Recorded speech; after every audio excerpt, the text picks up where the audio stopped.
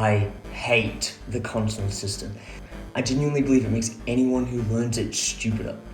Think about it, we'd actually be better off not teaching it at all. It's not like kids can't comprehend the idea that there's 198 countries that are all unique. And I get that grouping those countries into regions that have something in common would, in theory, make it easier for children to learn about those countries. But really, what justification is there for there being African, Asian, and South American countries? Those words don't mean anything. Those regions have nothing in common. Oh, what are the continents? Oh, the continents are Africa. What's Africa? Oh, Africa's a continent. Look at the map and tell me why Europe and Asia should be separated. Sure, we all know that a Eurasian continent would be a stupid thing to teach children because it would have like a third of all countries and over half of all people. But if that's the case, then why segment it like this? There's still 4.8 billion people in Asia. This system only makes sense to white people living in Europe who made the continent system. It groups all the non-white people into these large, reductive, huge mega regions, while separating white people into all these smaller, unique regions. Defenders of the continent system will say it separates the world by geographic continents. Continents being a very large landmass separated from, by oceans or whatever. Ignoring that South America, North America, Europe, Asia, and Africa aren't really landmasses separated from other continents, since they share a land border with other continents, this almost works.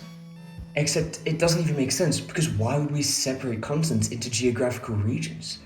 Humans are the apex predators. We can literally nuke the world into oblivion. Shouldn't it make more sense to segment humanity and all the countries by the actual people living in them? This is the argument of historian and author Samuel P. Huntington in his famous book, Clash of Civilizations, where he argues his thesis that the world is made up of these sort of umbrella megacultures, civilizations comprising of multiple nations, cultures, ideologies, all connected by some vague shared history or cultural sequence. A good example would be how the West includes both Protestants and Catholics, despite them being opposed in a lot of ways, since they both stem from the beliefs and ideas of Christianity. The actual map he draws of the world is alright. I mean, he's probably done more research than you or I, so I won't judge it too harshly. But his map definitely wouldn't work as a replacement for the continent system. There's a lot of obvious problems. Japan being its own continent, for example, really doesn't make sense. You have to be a real big weeaboo to think Japan alone should be taught as its own especially unique region on Earth. Any new system should also be agreeable to all the peoples of Earth. We shouldn't teach our children a view of the world that prioritizes our own country or our own people over others, and we shouldn't teach them to view other countries and other cultures in a way that they wouldn't agree with. I feel like that should go without saying. Anyway, Huntington's map does feel very Eurocentric in this.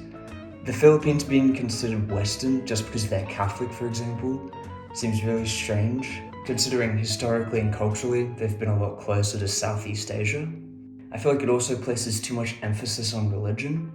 Maybe that made more sense in the 1900s when the book was published, but in our secular, increasingly atheist world, it kind of seems outdated. My proposal. I think the best way to group the Earth into smaller regions to make discussions about the world simpler would ideally have a smaller number of regions, ideally 6 to 9, since if you have too many, it becomes too complicated for children to learn, and also for adults who don't really care about the world to actually remember. Meanwhile, anything less than 6 would have to have at least one huge mega region like Asia that's so broad it generalizes large groups of people.